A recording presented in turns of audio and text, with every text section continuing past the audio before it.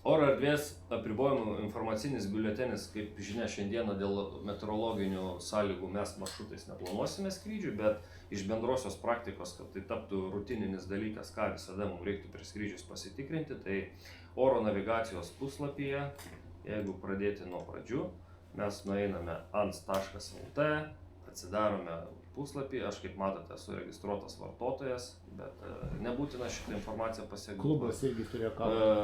Informacija šitą registruotų vartotojų ateini į aviacijos informaciją, tada paleidi puslapį žemyn ir yra oro erdvės apribojimų informacinis biuletenis. Mes jį paspaudžiame ir pagal dienas turime išrašytą sąrašą tiek ribojimų, tiek pavojingų, tiek laikinai išskirtųjų zonų aktyvacijos sąrašą. Tai šiandieną mes turime 21 dieną ir galime pasižiūrėti, kad Pabradė, Rukla, Rokai, Pilviškiai, Tauragė, Telšiai ir visa kita.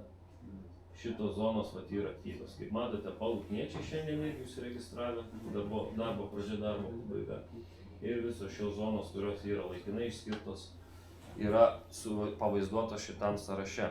Kitas dalykėlis, kad geriau įsivaizduoti vizualiai, kaip tas dalykas atrodo, lygiai taip pat galite nueiti aviacijos informaciją ir nueiti žemėlapį.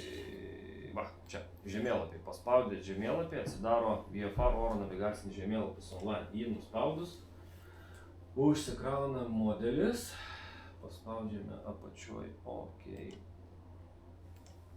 Taip. Ir dabar čia galim užsidėti, ką mes norime matyti. Tai mums įdomu pavojingos, ribojamos ir draudžiamos zonos, laikinai skirtos tiek civilinės, tiek karinių sklandymų zonos, border area mums yra įdomu, tai yra pasienio zona. Nu ir FAR, jeigu kažkas skraidys su sklandytuvu ar su kuo zonos. Va, mes turime analogą vizualiųjų skrydžių žemėlapį, bet kas yra grynai susijęs oro erdvės struktūra. Tai išsididitam savo skraidymų rajoną, tai yra Pociūnus, ir galime pamatyti, kas aplink Pociūnus, kokios šiai dienai yra aktyvios zonos. Kaip matyti, Alytaus zona pagal informacinį biuletenį nebuvo aktyvi, tai vadinai šitą zoną mums šiandien aktyvi, jie gali skristi, bet kaip ir minėjau, maršrutais neskraidysim. Mes, kaip sakoma, faktorius 0 šiai dienai skrydžių įtakai šitas dalykas. Tai va, dėl bendros informacijos, ką mes turime, kokią oro erdvės struktūrą aplink Pociūnus, tai va, kaip matote, punktyrinė zona yra pažymėta ATZ, tai yra Aerodrome Traffic Zone, tai yra aerodromo skrydžių informacijos zona. Neatsiminsiu, kiek atrodo 5 mylios radiusas yra. Jo, kažkiek, nepasakysiu tiksliai. Tada į šiaurę mes turim Kauno tarptautinį oro uostą su savo oro erdvės struktūra. Tai kas mums labiausiai aktualu virš taško, va šitas tema C dalis yra 65 lygis. Nuo jūros lygio skaičiuojant tai yra 1982 atrodo, kažkas tiksliai reikia tikslinti. Gan labai aukštas laiptas. Toliau einant į šiaurę mes turim 3000 pėdų va šitą zoną. Tai yra 918 metrų nuo jūros lygio ir toliau 1200. Atitinkamai, kuo arčiau skrendame oro uosto, tuo oro erdvės struktūra valdomoji traukiasi arčiau žemės. Ta mes turime žinoti. Taip, čia yra Pilviškių poligonas su savo pavojingomis zonomis. Kaip matėte, šiandieną jos neaktyvios yra. Sasnavos aerodromas, į pietus turime Alytaus aerodromą, čia Paluknio sklandymo zona, čia Vilniaus tema C dalis. Jos aukštis lygiai toks pat kaip ir Kauno šita dalis, 65 skrydžių lygis. Tai yra 6500 pėdų, 1,9. Visur kitur mes čia turime G oro erdvę, tai yra iki 95 skrydžio lygio. Tai reiškia, mes galime skristi be apribojimų, be radio ryšio ir taip toliau. Yra nevaldoma oro erdvė. Šitais taškeliais, kaip matote, yra pažymėta pasienio zona, buferis uždėtas. Dėl susikloščiusios situacijos su mūsų kaimynais mes turime papildomus apribojimus šitoje vietoje. O kas ten ta raudona nuo Pilviškio eina į uostą? Šita? Čia yra nauja zona Barzdai. Jau jinai pernai buvo jau jinai traukta. Vytautai, tie patys klausimai kiekvienais metais iš dienos į dieną, tie patys klausimai, taip kad čia... Dronai, man atrodo, ne? Jo, jinai yra nuo 3000 iki 5000 pėdų aukštyje. Tai yra nuo 900 iki 1,5 kilometro. Ir čia yra Dronų žvalgybos takas pakyla iš Pilviškių, skrenda, apsižvalgo Kaliningradą ir grįžta. Jie sakė, jų pagrindinis tikslas, dėl ko tą strypelį padarė, buvau susitikime su kariškiais, pasakė taip. Mes, sako, skraidome ne tik tai VFR su dronais, bet ir IFR. Tai sako, jeigu mes neturėsime vizualiųjų sąlygų nuo žemės paviršiaus, tarkim, iki 500 metrų, tai mums reikalinga šita zona, kad mes aukščiau galėtumėm praskristi. Tai va, tai tokiu atveju ta zona bus aktyvi tik tai tada, kai mes neturėsime minimalių sąlygų mūsų skrydžiam vykdyti vizualių. Tai kitaip sakant, jinai praktiškai faktoriaus didelio mums neturi įtakos. Tai va. Su šitų dalykų tiek. Tai dabar, ką dar aš norėjau papildomai papasakoti, tai kaip matote, ranka nubraižyta yra schema. Kaip sakoma, šiandien bus planuojami skrydžiai ratu. Tai jau kaip pirmas sezono briefingas, tai galim šiek tiek atnaujinti savo žinias. Startas, tai yra vartai, sklandytuvas, lėktuvas, startuoja priešais vėją, šiuo atveju šiandieną kursų 3-6 iš pietinio aerodromo kampo. Su lėktuvu kyla oro traukinys minimum iki 100 metrų. Tada oro traukinys, tai yra lėktuvo pilotas, atlieka kairį posūkį 30 laipsnių nuo pirminio kurso į kairę, daro vadinamą kablį ir apskaičiuoja pilotas buksiruotojas savo skridimo trajektoriją ir kopimo spartą taip, kad atlikus šitą manevrą su sklandytuvu, tai yra priešingų kursų kilimui, aerodromo teritorijos ribose turėtų 300 metrų aukštinio mažiau. Tuomet pilotas buksiruotojas duoda sklandytojui ženklą atsikabinti, tai yra pamojuoja sparnais minimum 30 laipsnių pokrypių. Sklandytojas atsikabina nuo buksiruojant į jo lėktuvo ir atlieka 90 laipsnių posūkį į kairę. Ir daro dėžutę. Pirmas posūkis, antras posūkis, trečias posūkis ir užeina tūpti į vartus. Į vartus? Į vartus. Lėktuvas? Ne, sklandytuvas. Čia sklandytuvo trajektorija.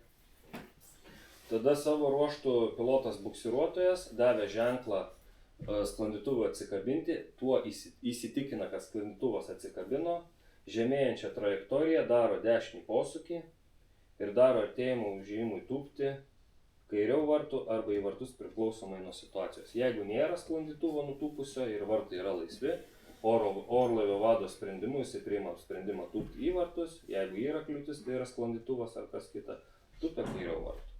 Tai vat yra tokia paprasta procedūra, kaip tą dalyką daryti. Dabar savo ruožtu mes turėsime šiaurės krypčių vėją šiandieną. Tai nedominuos 300 metrų aukštyje vėjo poslinkių nebus vėjas 90 laipsnių, tai vat mokomiesiems skrydžiams ir duodant kontrolinius bus labai paprasta, lengvai apsiskaičiuoti dėžutę. Tai yra mes visada turėsime vėją vyruojantį ir 300 metrų aukštyje šiaurės krypčių. Tai va, tokia vat procedūra. Gal gali kas nors priminti, kaip reikia vesti radijo ryšį tiek sklandytojui, tiek lakūnui buksiruotojui? Gerai, pradedam. Martynai.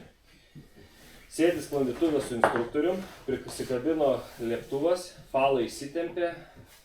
Ką tu turi pasakyti į radijo ryšį? Kaip registracija paskui yra pasiruošęs. Teisingai, taip. Savo ruožtu, ką turi lakūnas buksiruotojas pasakyti?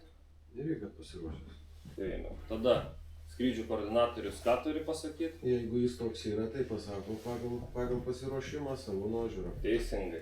Papildomai, jeigu turi tokią informaciją, skrydžių koordinatorius pasako, ar yra kitų orlaivių artėjančių rate. Ir dar yra labai sveika pasakyti vėjo kryptį ir greitį.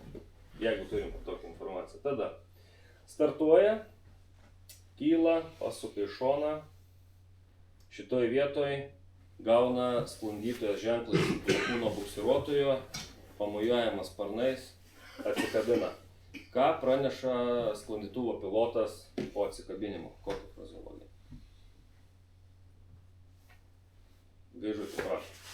Atsikabinau, tai registraciją atsikabinau. Teisingai. Ir aukštį geriausia būtų. Taip. Nu, ratu tai... Nu, jeigu ratu yra Ne standartinis. dėl to, todėl kad pas mus chronometražą vedam, čia jau dėl klubo reikalų. Jo. Yra sveika. Minimum, ką reikia pasakyti, tiesiog radio ryšių pranešti, kad tu esi atsikabinęs. Tai yra ženklas sklandytuvo buksiruojančiam lakūnui lėktuve. Gauti ženklą, kad įsitikinti, tai yra jam triggeris, kad įsitikinti, ar tikrai neturi sklandytuvo nuodėmės. Gerai, sklandytojo pilotas daro dėžutę. Prieš trečią posūkį, Richardai, ką turi pasakyti sklandytuvo pilotas į radio ryšį?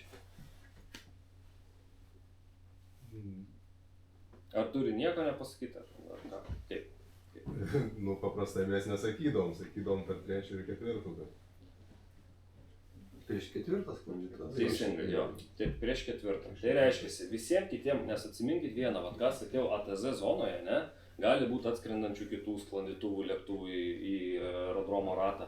Tai visada yra sveika. Nėra, yra, defaultų, tai yra pagal nutylėjimą, visada tu turi pranešti savo poziciją aerodromo skrydžio rate. Tai yra, atskrendi, prieš darydamas ketvirtą posūkį pasakai ten Bravo November, dešinė trečiame, takui 36. Būtų idealu. Taip, praneša, sklandytuvo pilotas padaro trečią posūkį ir prieš darydamas ketvirtą posūkį, ką turi pasakyti? Sklandytojo pilotas, sklandytuvas pilotas. Registracijos numerį prieš ketvirtą. Teisingai. Padaro, pasuka. Ir viskas.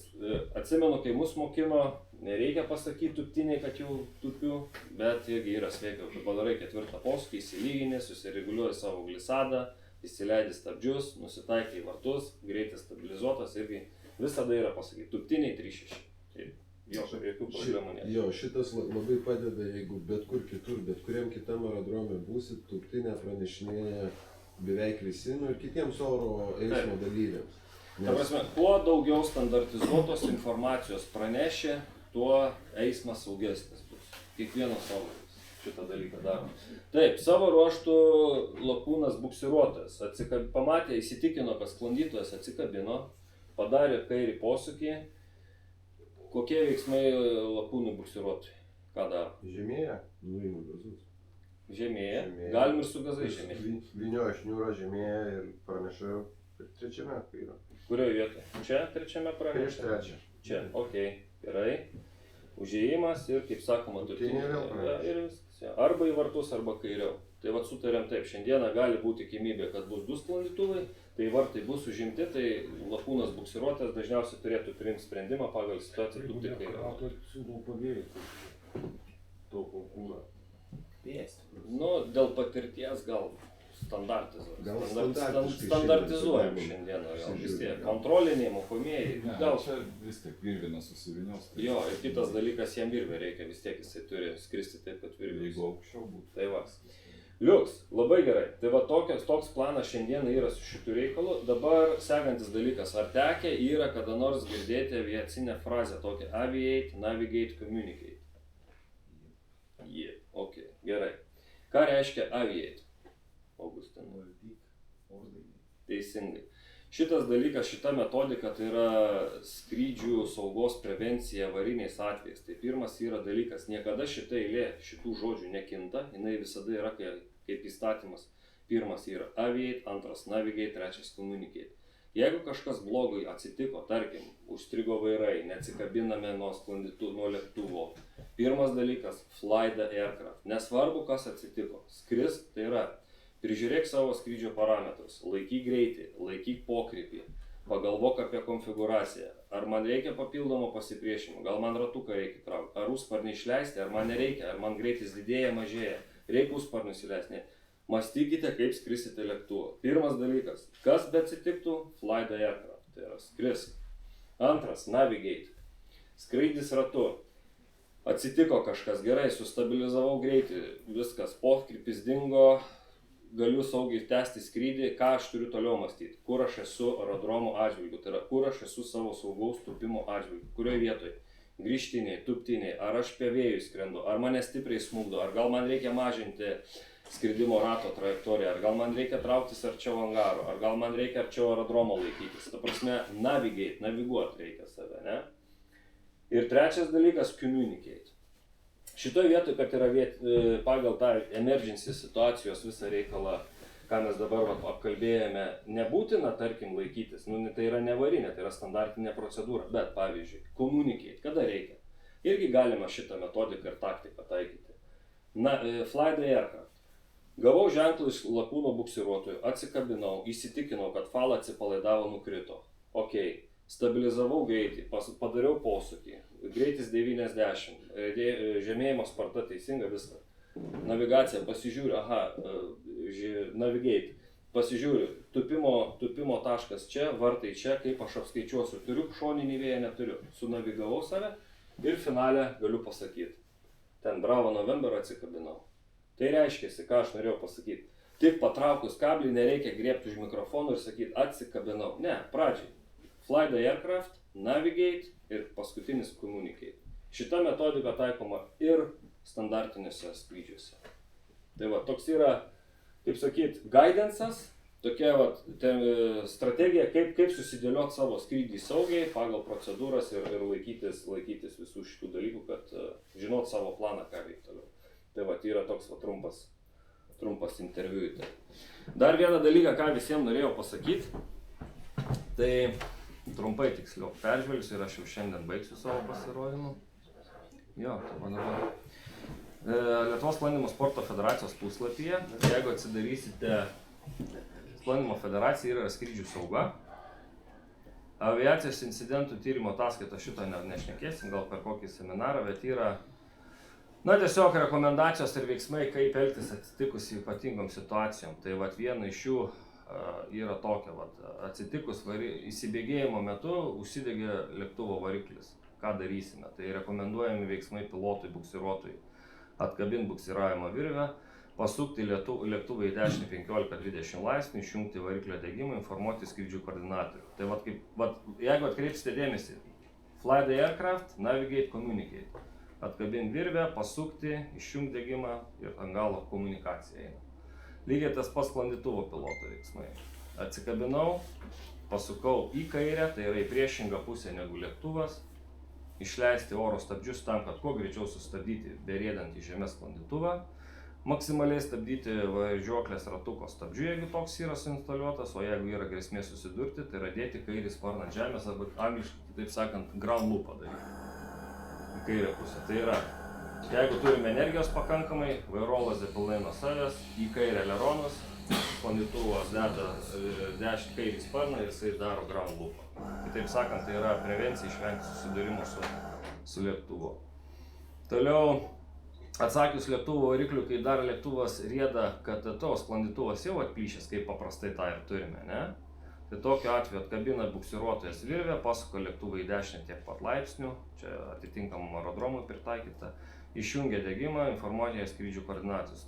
Sklandytojo veiksmai atkabina virvę, pasuka į kairę, išleidžia stabdžius ir tupia priešai save išvengiant kliūčių.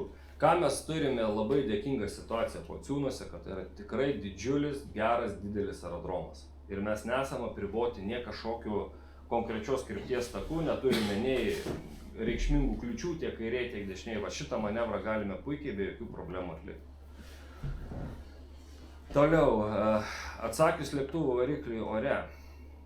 Tai va čia irgi dabar turime kelis variantus, tai yra kaip kas atsitinka iki 100 metrų aukščio, tai jeigu mes grįžtume prie šitos schemos, tai yra dar kiltiniai, tik atplyšus, kitaip sakant, iki 100 metrų aukščio. Tai standartiniai veiksmai atkabina virvę, perveda lėktuvą į sklendimą, išjungia variklio degimą, tupdo priešai save išvengiant tiesioginių kliūčių, informuoja skrydžių koordinatorių. Sklandytojas atitinkamai irgi atkabina virvę, informuoja koordinatorių, tupia aerodrome arba iš oro pasirinktą aikštelę.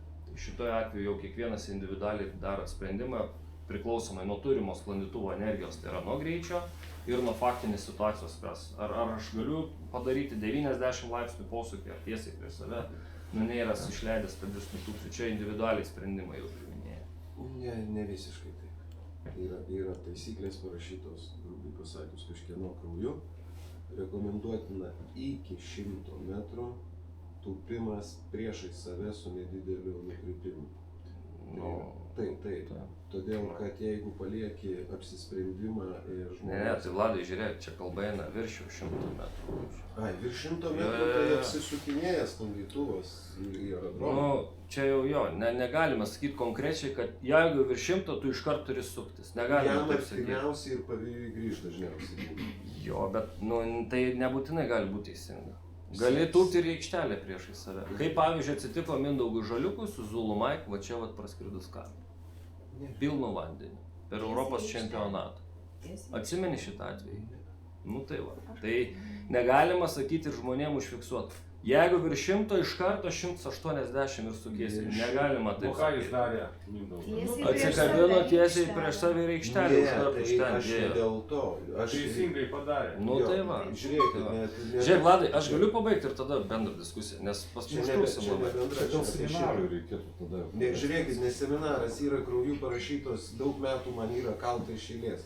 Galiu pasakyti, pas žmonės dažniausiai yra atsikabinus kiltinėje, pas sklandytoją yra noras apsisukinėti į aerodromą.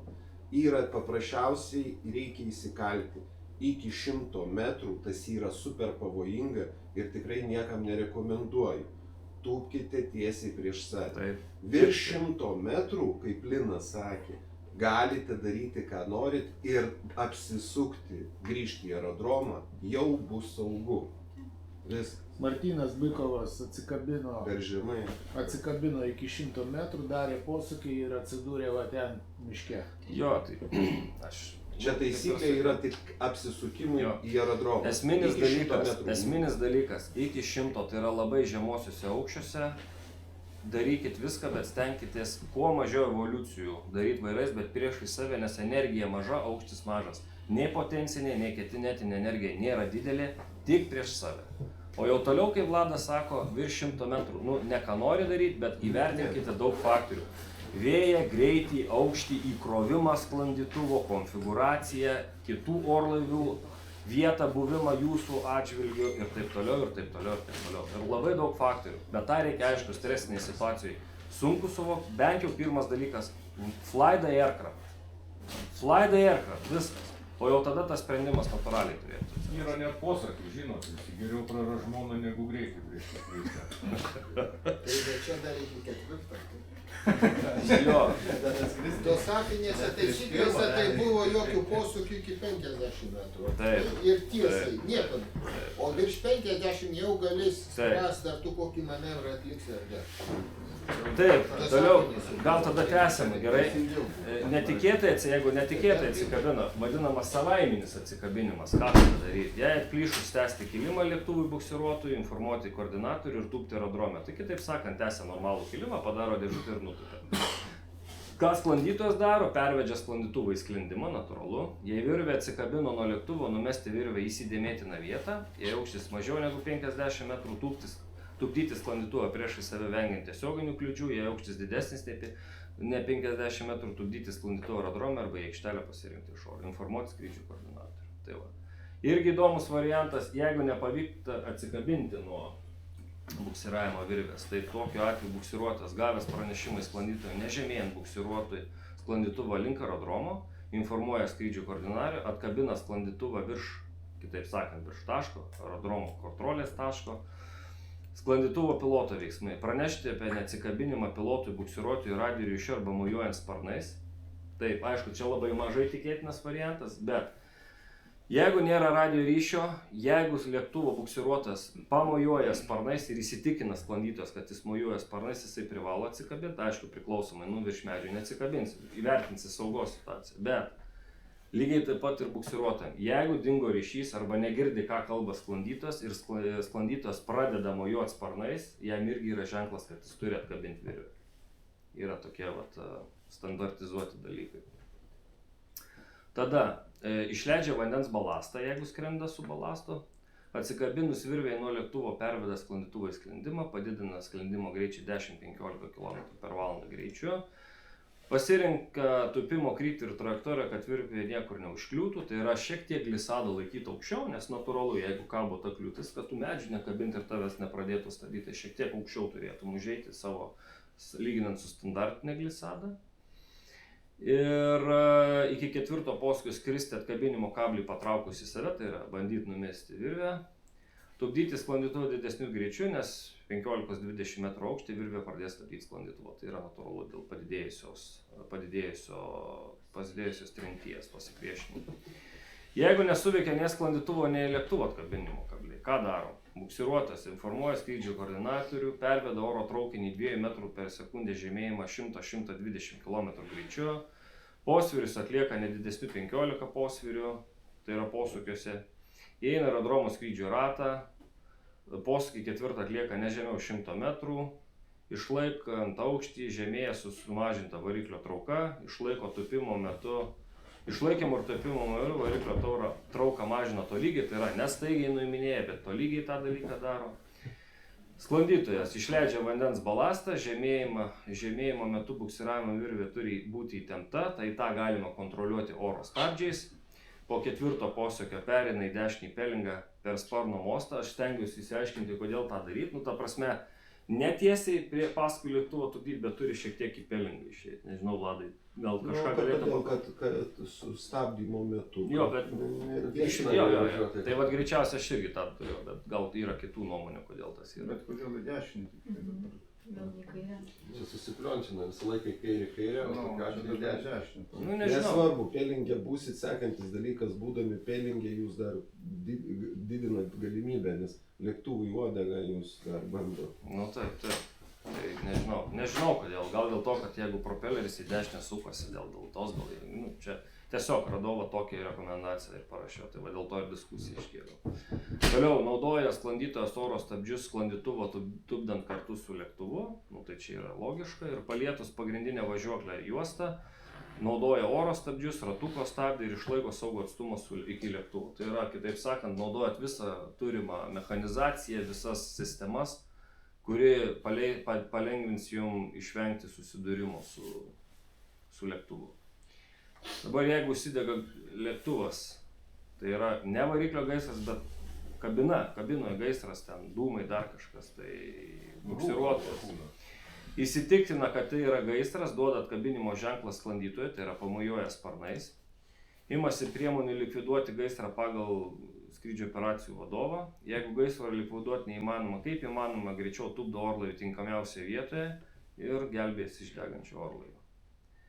Toliau čia yra, kitaip sakant, decision, kaip sakyt, sprendimas, kada nutraukti kilimą, kada ne.